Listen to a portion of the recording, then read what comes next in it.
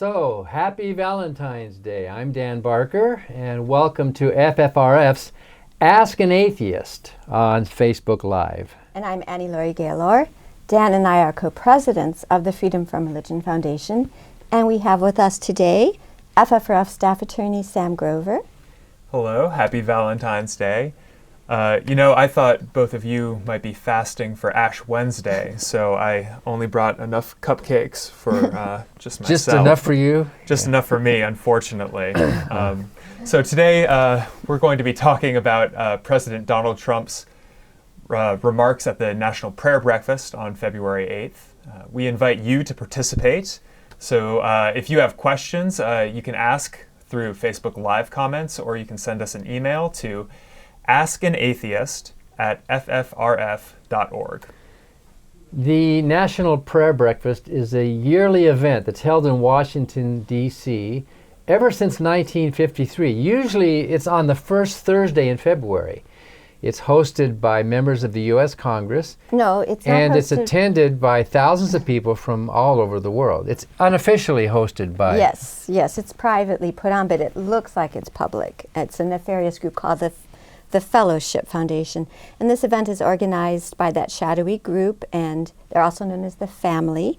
And the prayer breakfast, the National Prayer Breakfast, has been attended by every U.S. president since Eisenhower, at least once during his term. And of course, President Trump, who wants to appease his core evangelical supporters, did not miss it. And actually, I wanted to call this program Love Thy First Amendment to tie into the Valentine's Day and Lent. And why President Trump should be loving his First Amendment more. But so we're going to parse his words at the National Prayer Breakfast. Are we ready? America is a nation of believers, and together we are strengthened by the power of prayer. This morning, our hearts are full of gratitude as we come together for the 66th Annual National Prayer Breakfast. So America's a nation of believers. And he has said this before, and we've even run full-page ads debunking it. I mean, my goodness, do you pinch yourself? We exist. 24% of adults are non-religious and 36% of millennials, and we think that Generation Z is going to be even much more secular. Yeah, they are the least religious group so far, and so things are trending in the right direction, demographics-wise. But the politicians, especially the religious right politicians, have not caught up with the changing demographics. No, they're not adapting, and some are, even have their heads in the sand on the matter. So why is Trump even at this event? I mean, I guess it's this kind of thing that you can't not go to if you want to be seen. It's hosted by a private Christian evangelical group. It's not an official government deal, but it's like a big... There are some members of Congress who host it, not officially, but they are involved. They are involved in putting the thing on. But isn't it really just because he needs to appease his evangelical base? It's to see and be seen, to pray and be prayed at. And I would point out that presidents don't go to every one. They usually manage one. And they, like last year, of course, he sent Pence. Mm-hmm. And Pence was too busy at the Olympics cheering on the gay athletes who were shunning him to be at this particular event. But I read that every president since Eisenhower has gone to at least one of those events. Yes, it's a gotcha issue. Yeah. Let's listen to some more of Trump. But our hearts are also saddened by the absence of the co-founder of this wonderful breakfast who passed away last year, Doug Coe, who everybody loved.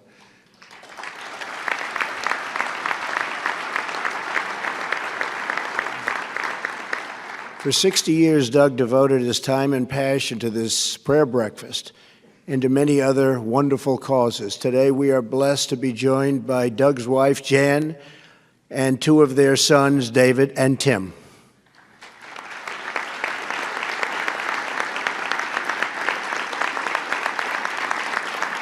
Thank you. Thank you very much. Great man. So this shadowy group, the Fellowship, has consorted with dictators around the world. Everybody loved him.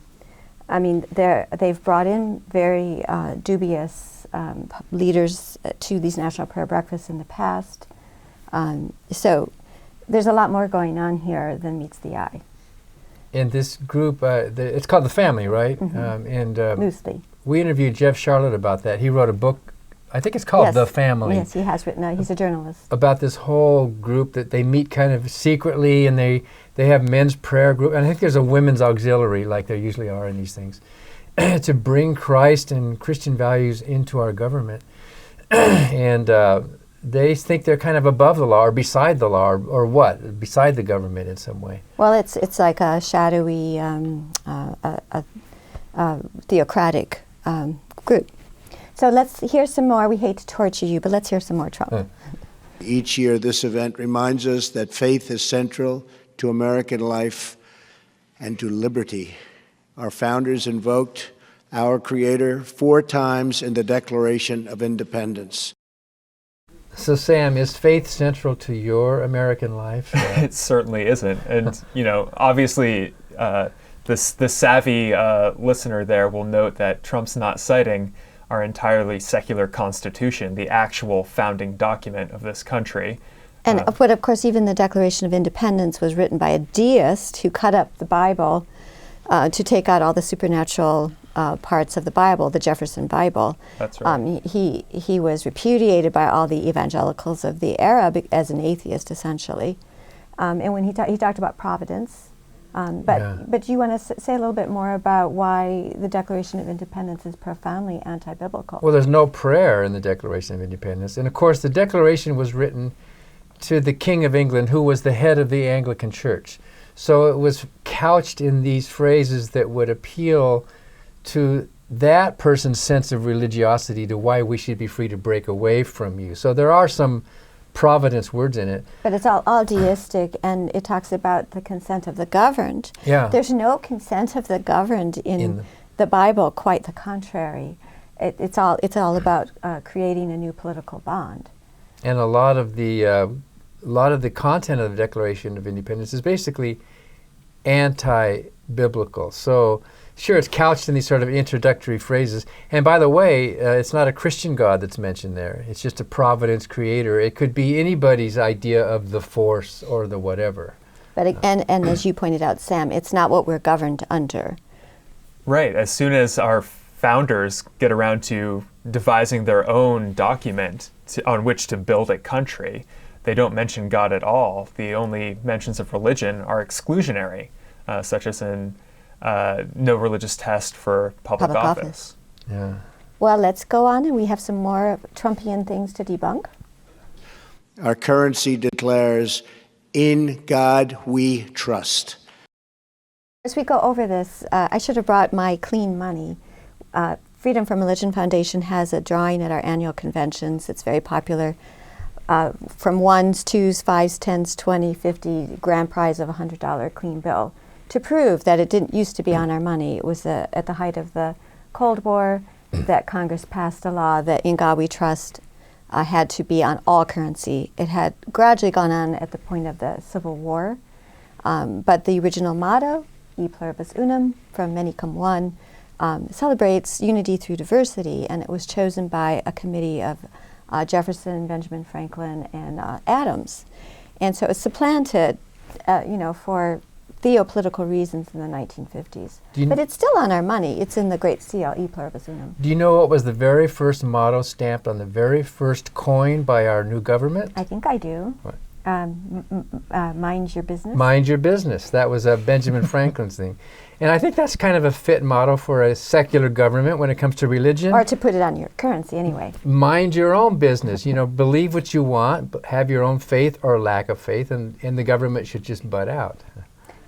Right. So we're going to hear another cliche next from Trump. And we place our hands on our hearts as we recite the Pledge of Allegiance and proclaim we are one nation under God.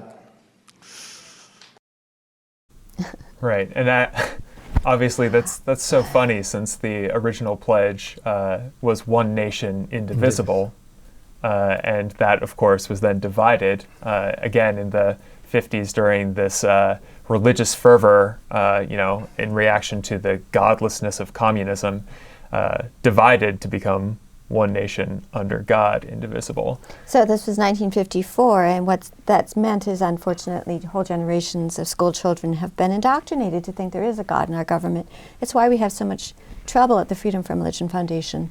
Why there's such a need to educate the public is that this is, tampered with a previously secular pledge written in, I guess it was 1893 or 1892, by a clergy person. Right. And he realized there should be separation. But Dan, you have an interesting story. Well, I went to kindergarten in 1954 at a Christian school, Hawthorne Christian School in California, and we had to wear little brown shirts and little Christian kids. But when I learned the Pledge of Allegiance, the Christian teachers taught it to us the original way: one nation, indivisible, with liberty and justice for all. And there's something about the first time you learn something, the first way you learn it seems like it's the right way. It's hard to unlearn it. So when you said one nation, indivisible, that's what I thought was the original pledge. Then next year, I went to first grade at a public school. And in public school, after the law was changed, I had to relearn, and I had to stick this weird couple of words in the middle of the original Declaration, original Pledge of Allegiance. Well, and it wasn't just you. Anybody who was older than 5, Yeah. including Mr. Trump, would have learned the original secular version. Yeah. But it's getting lost to history. And we sell a tote bag that has a very pretty replica of a painting that used to be in public schools with the Pledge of Allegiance, no religion in it. So really what Trump is saying is that since the 50s, there has been a move by the religious right to inject religion into our government. That's certainly not what his message is. His message is that in God we trust, and one nation under God have always been a part of the fabric of our nation, which is simply not true. Yeah, it's the Christian Nation disinformation campaign. Yeah. Well, yeah. let's see what else. But wait, one more thing here. It's also instructive that the National Prayer Breakfast came out of the Yes. 1950s. Exactly. As well. 53. That era was when a lot of these abuses started to happen. And also the National Day of Prayer, which we have fought very valiantly at FFRF, and the housing allowance, the clergy that's right. privilege that we are in court. We just won another round, and waiting to see the fireworks when it goes to the 7th Circuit. So all that dating to the 50s, and in fact, I'm going to out my age. I was born in the middle of the 50s, and I've spent my whole life, it seems like, fighting these Johnny-come-lately violations from the 1950s, and I'm determined to get somewhere. So let's see what else Trump said. Our rights are not given to us by man. Our rights come from our Creator.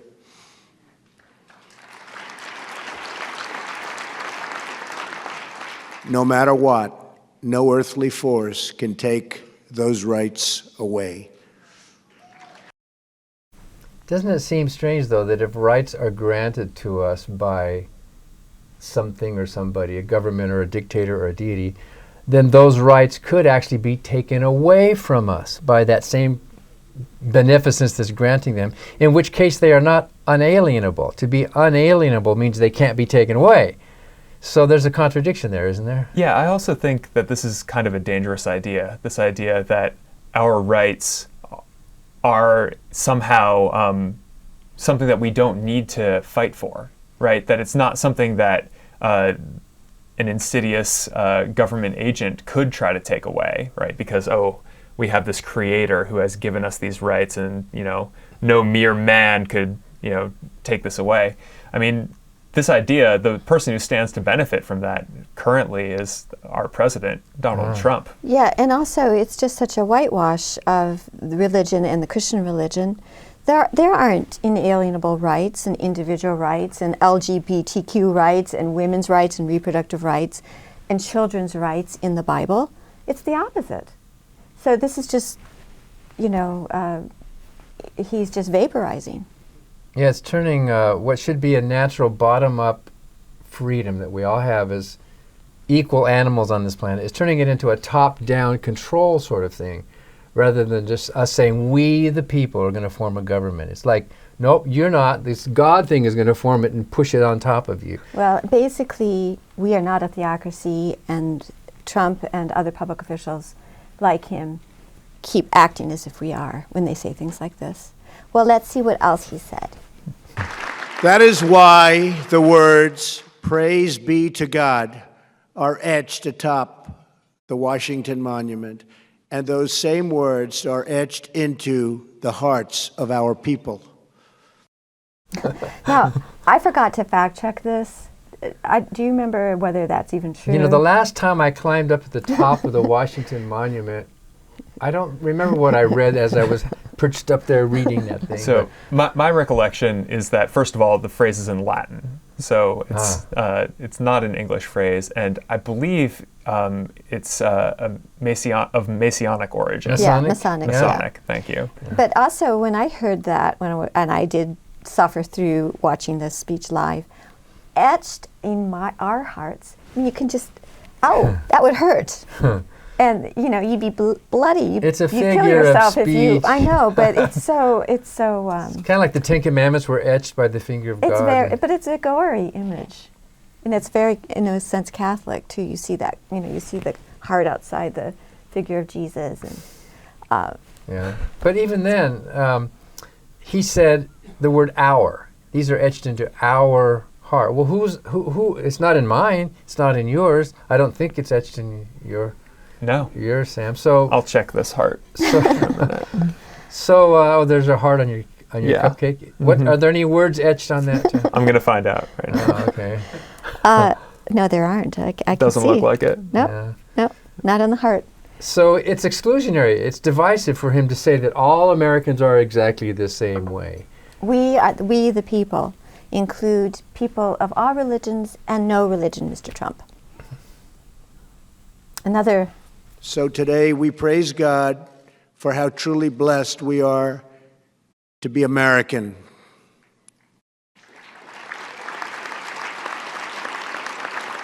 Across our land, we see the splendor of God's creation. Throughout our history, we see the story of God's providence. And in every city and town, we see the Lord's grace all around us through a million acts of kindness, courage, and generosity. We love God. I'm tempted to go, wake me up. I mean, it's not real riveting speech here. Do you think he even wrote those words? No. But no, it's all God talk, and as if we are a Christian nation or a godly nation. But isn't it kind of insidious, because it's like Americans are now the new chosen people. Americans are the ones God has blessed. The rest of the world is not important. And there's that kind of Christian nationalism that he's trying to bring into his talks.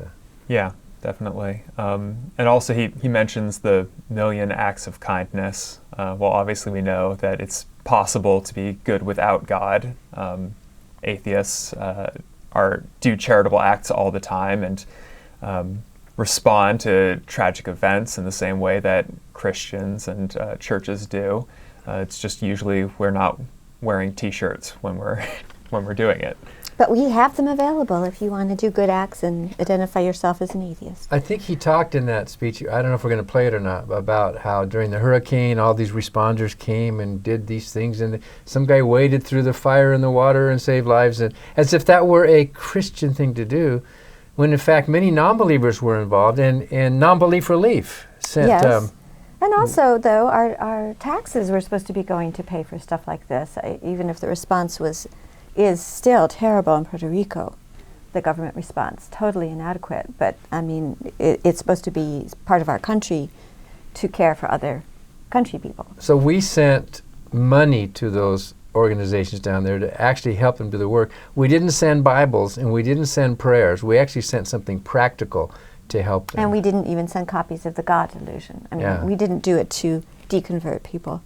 But I think you've got your finger on it. It's that idea that our God is bigger than your God, American exceptionalism, not a very global view. Yeah. I think we're ready for another Is there round. more? Oh boy. As the Bible tells us, for we are God's handiwork, created in Jesus Christ to do good works. So there we got the Jesus Christ. He gave an explicitly Christian address, which is very unusual, even in among the presidents. There was no attempt to to look like he was speaking for everybody. Yeah. And what is this good works, Dan? Like, can you tell us what that phrase means from a biblical perspective? Well, first of all, I don't think he was quoting any Bible verse. That sounded like a hodgepodge of God's handiwork created in Jesus, which seems like something that a preacher would say, not so much in the Bible. But there's a big debate in theology about works, about good works. And it was the big Protestant Catholic split, where there's a lot of Christians who think, and Christians don't agree, that by doing good works you're pleasing God and earning your way to heaven. Whereas a lot of Protestants say, you can't do anything good enough. Good works don't matter. You just have to accept by faith. So you're, by grace, isn't it? Yeah, by faith and by the grace of God, we are all worms and sinners. So I think what Trump's trying to do is he's trying to connect charity with Christianity. See, our God wants us to be good to each other. When really the Bible's the other way around. The Bible isn't about us being good to each other. It's about humans being good to God, giving Him the praise and the glory and the worship on the certain day of the week with certain idols that you make. And if you don't, you're going to go to hell. The Bible doesn't have really this. There's a few places, of course. The biblical writers were all over the place where it talked about taking care of the widows and that. But in general, that's not what the Bible's really talking about at all. Well, also, it's not what Trump is talking about. If you have looked at his budget and looked at how they're trying to cut, it's called, and I forget what they call it, SNAP, is food share, basically, or food stamps. And there's been a great hullabaloo over this idea that they're now going to give packaged food. Did you catch that? I don't think it's going to fly. They're trying to compare it to Blue Apron. Oh, you'll Really? get certain, you'll get certain foods delivered as part of your food share, and then they'll take away the money. I mean, it's demeaning. It's going to be starving kids. We've seen Trump and Governor Walker pushing very punitive rules that, for example, if you don't work 30 hours a week, even if you're a single parent with small children, you could get cut off food stamps. Is that charitable? I mean, this is all just whitewashing what Trump is doing as part of his government, camouflaging himself in so-called Christian love. But look what he's doing, not what he's saying. Well, I think all we have to do is open our eyes and look around us, and we can see God's hand. In the courage of our fellow citizens, we see the power of God's love at work in our souls and the power of God's will to answer all of our prayers. When Americans are able to live by their convictions, to speak openly of their faith, and to teach their children what is right, our families thrive, our communities flourish, and our nation can achieve anything at all.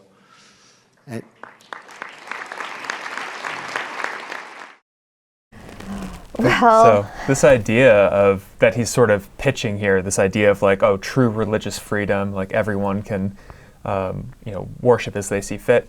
That idea is central to the separation of church and state, which is what FFRF advocates for, especially through our legal department, every single day. You can't have freedom of religion in this country without freedom from government-imposed religion. And that's something that sort of runs counter to this very idea of the National Prayer Breakfast. yes, well said. Also, this idea of religious liberty being turned on its head to be a weapon to take away rights from people. This is a huge part of the Trump administration. We have the Masterpiece Cake case coming down where suddenly the Civil Rights Act doesn't have to apply to you if you're too religious. It's all of this fighting against rights, not really fighting for true American values. Right.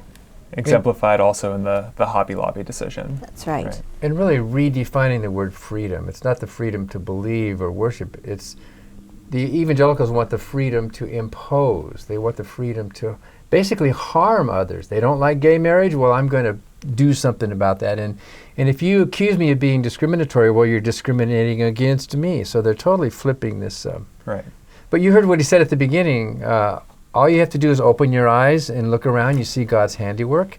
Is that what you see, Sam, when you look around the world? And I see a natural world, and I see people living in it, and individually or as a collective doing good works. Good works in the sense not of religious proselytizing, but of helping each other. Well, also, we talked about this on our radio show, and I wrote a blog about this last week that you can find up at our website at ffrf.org, pointing out, hey, you shouldn't be closing your eyes and bowing your head. This is the perfect position to have something put over on you. You should be opening your eyes. Well, here's Trump saying open your eyes, but not in the way that we mean. Well, if you open your eyes, you see how many prayers are not answered. You see how many people ask God for help and they die and they suffer. Nothing happens. And what Trump likes to do, and a lot of religious leaders, is they cherry pick. They bring in, he brought him some people for this talk. They bring in special cases. Look, this person prayed and they got better, and this person prayed. But it's only the survivors who get to say that God saved me. Right. I think we'll have a quote coming up. Oh, is there one of those coming up? Yeah. Okay. We know that millions of people in Iran, Cuba, Venezuela, North Korea, and other countries suffer under repressive and brutal regimes. America stands with all people suffering oppression and religious persecution. I will say, we do not right now. Governor Brownback just got named the ambassador of, I forget, religious freedom. We opposed him. He's an arch-Catholic ideologue. And we can see that they're going to be using this ambassadorship just to say how Christians are being persecuted. And there are places in the world where Christians are persecuted. And of course, places where Hindus are persecuted and Muslims are persecuted. And we know atheists and agnostics and so-called apostates who were born Muslim and are leaving that religion. We're very concerned that the administration is not going to be helping those people. We know they're not helping many of the people in Bangladesh that Non-Belief Relief is trying to help, for example.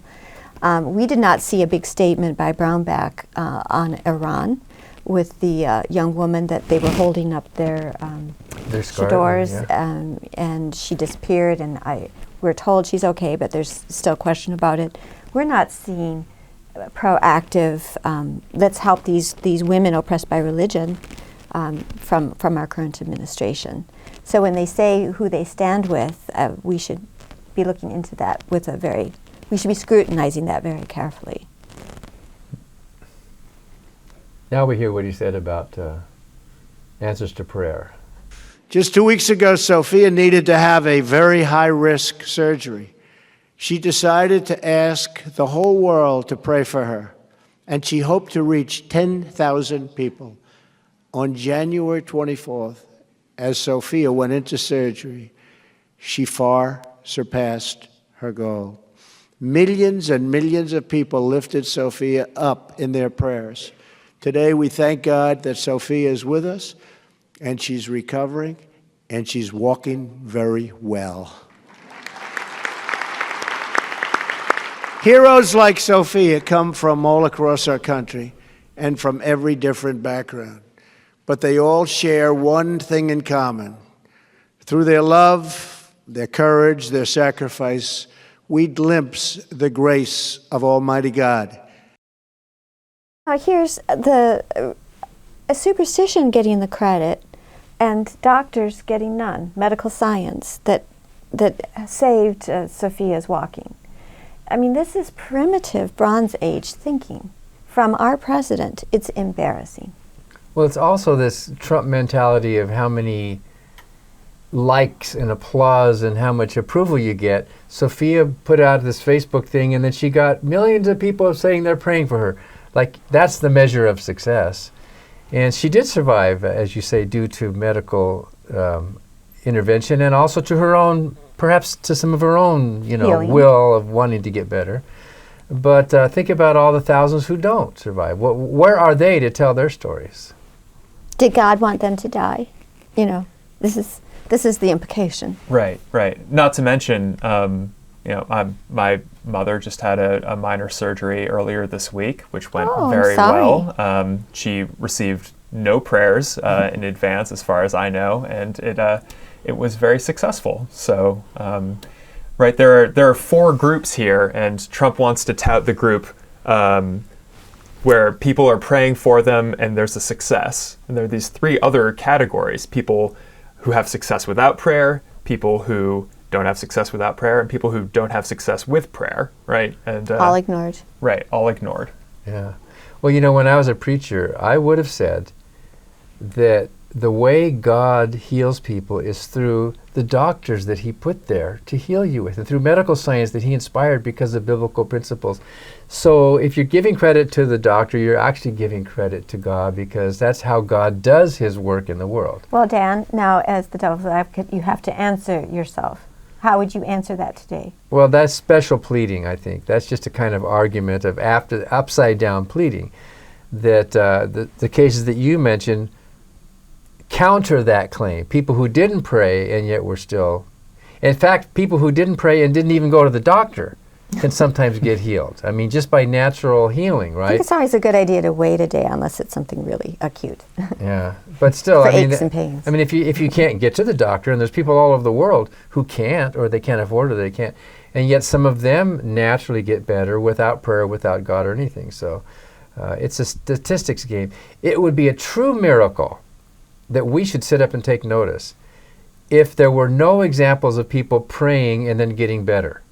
That would be a miracle, because statistically you would have to consider that from the pool of people that are getting better for whatever reason, natural or medical, some of them will have had people praying for them. If that never happened, that would be amazing. We should expect that there are people who seem to have prayers answered in their lives. Well, and just one other note, there was a famous study where people who knew that they were recovering from heart surgery and heart problems, and if they knew that there was intercessory prayer, they did worse.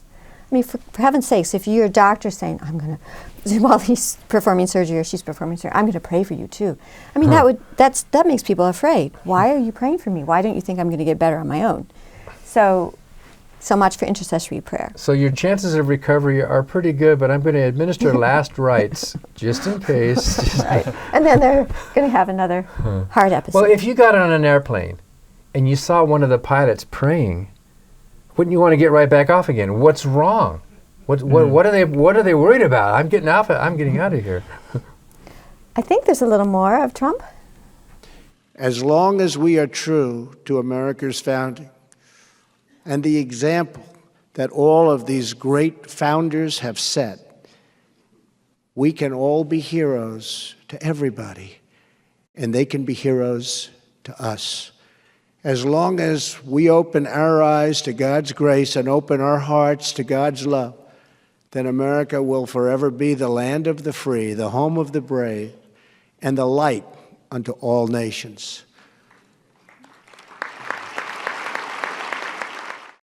Oh boy, who writes this trash? I did another blog about the national anthem recently, and because Francis Scott Key owned slaves, was a racist. There was one incident where, as an attorney, he did the right thing. He argued a case. But he has, in the third stanza of the Star Spangled Banner, a really awful verse. It's about the War of 1812, and 6,000 former slaves or escaped slaves joined the British, hoping for their freedom, understandably. And it's this verse that it's just reviling them. And so, home of the land of the free, home of the slave, when he wrote it. I think we need to get rid of that. Was that the actual phrase? No, I'm saying You're just saying that, that's how can you be free in a land that has slavery? Yeah. So, he used those lines, and it's time to adopt a different anthem, and I suggest this Land is Your Land. Woody Guthrie? Woody Guthrie. There's a reference to a steeple, but it's not devotional. Well, because it rhymes with people. You got to put those words in the song. Yeah, but it doesn't promote religion. All right, well, I think that's it for Trump clips. We do have some questions here from viewers. We'll start with George Myers, who starts by quoting Matthew 6:5 for us. "And when you pray, do not be like the hypocrites, for they love to pray standing in the synagogues and on the street corners to be seen by others." Exactly. And his question here is, don't Christians see the irony that they don't even follow their own holy book? Cherry picking. Yeah. Well, and when I was a Christian minister, I would have agreed with that criticism that really prayer is talking to God. It's not talking to people. Prayer is talking to God. You don't need to be in a church or anywhere. You just talk to God. If you're a true believer, God's going to hear you. So in that sense, this public prayer really is not talking to God at all. It's proselytizing. It's talking to people. It's trying to get the tribe together and let's all bow our heads and pray together. That's not talking to God. And how many prayers have you heard that are really just sermons? Oh, dear Lord, help us to understand our evil. They're just sermons talking to each other, which isn't that what prayer is? Well, public hypocrisy. But actually, we never really said, I think you hinted at how inappropriate it is for these public officials to go to the National Prayer Breakfast to see and be seen, to pray and be prayed at. It's all a big theopolitical gotcha game. But we didn't elect him preacher-in-chief, Trump. We didn't elect, and there were a number of members of Congress also, cabinet members who got up and prayed. How inappropriate. Yeah. It really does violate Matthew 6:5-6. But of course that is a private event technically. It's not an but official it's televised on C-SPAN. Yeah. It's a political event. They're lending their political office. They're only there because they're elected officials. Mm-hmm. We should have this separation between religion and government. It's very unseemly. What if they were getting up there and then the whole room was getting down on their knees and bowing to Allah? I think most people would say, oh, why is our public official doing that? Right, yeah. And that that cuts right to the heart of what the main problem is with the National Day of Prayer. It's a private group coming up every day with the theme for the National Day of Prayer. But it looks like it's public. And it's invariably a Christian theme, even though we do have such a large segment of the population who are minority religious or non-religious in this country. But it's actually a law that says the president has to issue a proclamation on the National Day of Prayer on the first Thursday in May. And then every single president, including Obama, has done so. I think that they would have a good case to sue over it. And then they give a laundry list, and they tell us, the citizens, we are exhorted to go together, to gather together in groups and churches and pray, and then they give you a laundry list of what we're supposed to pray about. This is not what we elected a president to do. And that is an official event of the government. Mm-hmm. Yes. Yes. One would think Trump might be the best candidate for suing over the National Day of Prayer proclamation, given his own religious proclivity. Maybe it's just me, but I can't help it when I look at Trump talking, especially a thing like this. I can't help thinking about all the scandal and accusations and all of the stuff going on in his personal life. I can't help seeing that when I see him up there with his public piety. Well, and this has been widely discussed, and there was a big article in the New York Times on the day of the National Prayer Breakfast, quoting people like, I think it was Franklin Graham, saying, well, they don't have to be moral anymore. All we want out of him is our, agenda of anti-gay, anti-abortion, anti-stem cell research, whatever it is on their agenda. They have totally, as you have pointed out, the evangelicals have totally ceded the high ground on this. They know Trump is immoral. He's 3 times married, accused of sexual assault. It doesn't matter. Right. We actually have our next 2 questions are on this very topic. So Emery Kelton writes, Trump has been divorced multiple times, which is condemned in the Bible. He's cheated on his current wife to sleep with a porn star, and he clearly has never read the Bible in his life. Probably a reference to when he referenced 2 Corinthians instead of 2 Corinthians. So his question, why do evangelicals think that Donald Trump is such a pious Christian? And then Alexis, in a similar vein, asks, do you think Trump fasts for Lent? Well, most evangelical Christians that I know don't observe Lent. That's more like a Catholic thing, right? So it's not like we're following those old traditions and all that. But I do know some evangelical Christians, including my brother Tom. He's a strong conservative. We don't talk too much about it, but I'm sure he's anti-abortion and he's very pro-Jesus and missionary.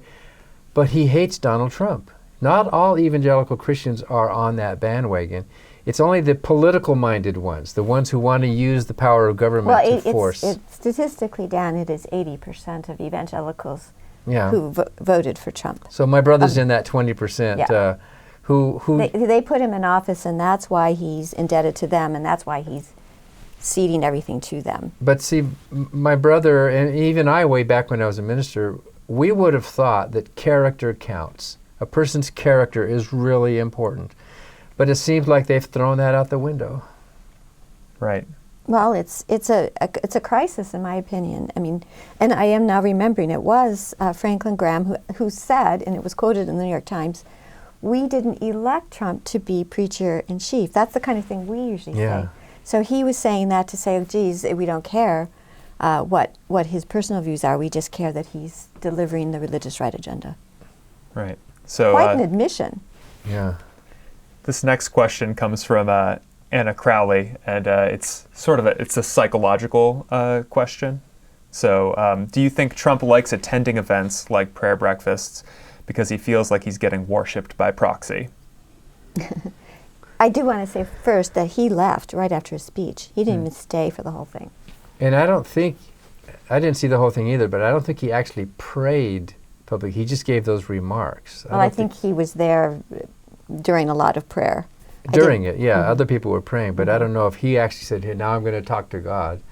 But yeah, we can't we can try to psychoanalyze anybody, I suppose, but he does like adulation. He does like the numbers. He does like the ratings. He does like saying that his inauguration was the greatest in all history when it wasn't.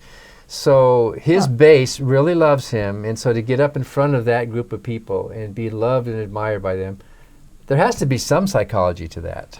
Right. So Trump's motivations aside, then, Marcus Albrecht asks, is it constitutional for a president to attend the prayer breakfast? I think it's inappropriate. I don't think that we could sue even before the courts were as bad as they are and expect to win on this. But it's inappropriate for him as president to use his office to promote religion. But, I mean, since the 60s, I don't think we could have expected to find somebody who would say that. So, yeah, I think it's inappropriate. It's against the spirit of the Constitution for Trump to appear there. Right, and it certainly communicates a message that all Americans are Christian, in his mind, certainly, and that somehow we are a Christian nation. Right? And that somehow he has the right to dictate conscience to us, which is what Thomas Jefferson was asked to issue days of prayer and Thanksgiving, and he wrote letters in response, and one famous one said, as president, he did not have the right to dictate conscience to his constituents, to in any way interfere with their freedom of conscience. Well, we're not going to find anybody today saying things like that, but it's good to remember. Okay, but if he was using the White House stationery in helping to organize and to invite as an official event, we would complain on constitutional grounds like that way. But if a president wants to go to church or to some private meeting, we can't legally, we can complain, but not legally. Well, and we don't complain if a president goes to church on Sunday.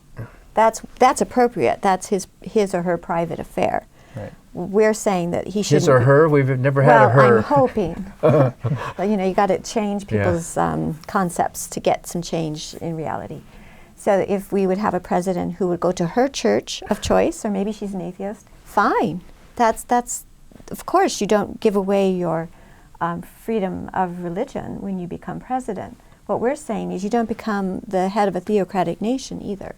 Right. And the office itself, the office Yes. of the presidency, is a secular office, right? That office has no religion. That's right. Well said.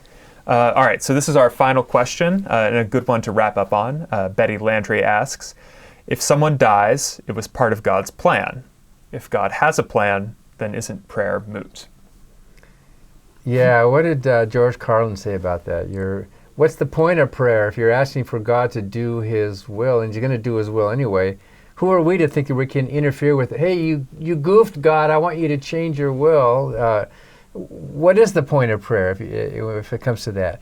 And I used to say as a preacher that, well, God hears your prayers, and you're really praying not so much for God, but you're praying for yourself to be in line with his views.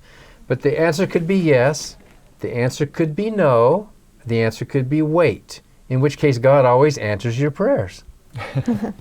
Now, just before we end the show, I think there is something very topical that is kind of related when we talk about psychoanalyzing the president, which is that you were on, you suffered through Laura Ingraham on National Fox TV last night, Dan, to talk about this remark about Pence.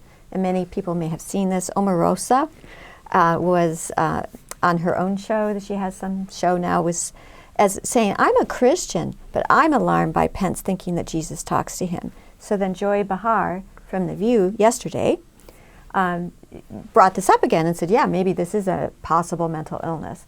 And you were invited to be, someone from FFRF was invited to be on Fox to talk about this, and you barely got a word in edgewise. Oh, she was just, on Fox News, they invite you on to be a punching bag. They don't really want to sit and listen to what you have to say.